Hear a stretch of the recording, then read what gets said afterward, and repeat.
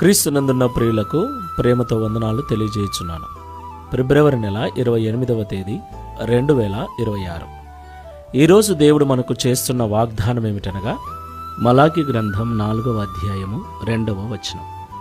అయితే నా నామమందు భయభక్తులు గలవారగు మీకు నీతి సూర్యుడు ఉదయించును, అతని రెక్కలు ఆరోగ్యము కలగజేయును గనుక మీరు బయలుదేరి క్రొవ్విన దూడలు గంతులు వేయునట్లు గంతులు వేయుదురు. ఆమేన్. నా ప్రియమైన సహోదరి సహోదరులారా, ఈ లోకంలో మనుషులుగా జీవిస్తున్న మనకందరికీ కూడా ప్రతిదినం ఏదో ఒక బలహీనత, శరీరంలో వయస్సు మీద పడే కొలది, ఒక్కోసారి చిన్న వయసులో ఉన్న వారికి కూడా ఏదో ఒక బలహీనత మనిషిని వెంటాడుతూనే ఉంటుంది.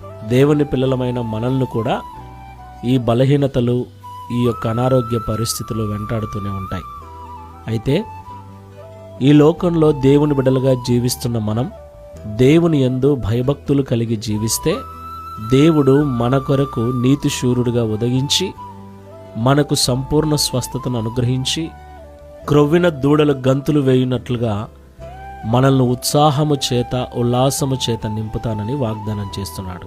ఈ మాటలు వింటున్న ప్రియ సహోదరి సహోదరుడా, దేవుని యందు భయము భక్తి మనకు చాలా అవసరం.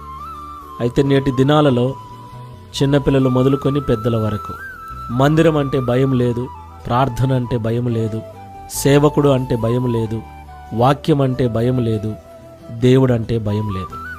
భయం లేని భక్తి మనం చేస్తున్నాము గనుకనే మన కష్టార్జితములో అనవసరంగా డాక్టర్లకు, హాస్పిటల్స్కు, రకరకాల మందులకు ఖర్చు చేస్తున్నాం.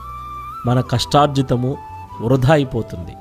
దేవుడు అన్నాడు కదా 128వ కీర్తనలో, నా యందు భయభక్తులు కలిగిన ఆ త్రోవల నడుచువారందరూ ధన్యులు, వారి చేతుల కష్టార్జితము వారే అనుభవిస్తారని.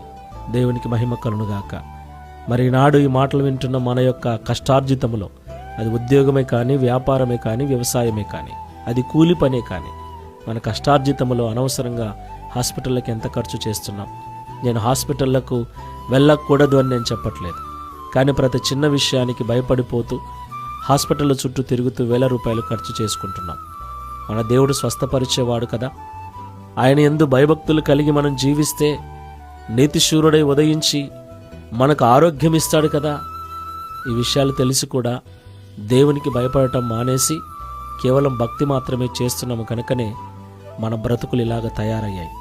కాబట్టి ఇప్పటికైనా మనసు మార్చుకొని దేవుని యందు భయమును భక్తిని కలిగి జీవించుదాం. ప్రార్థన చేసుకుందాం. సర్వాధికారి సర్వశక్తిమంతుడా, మీకు స్తోత్రాలు.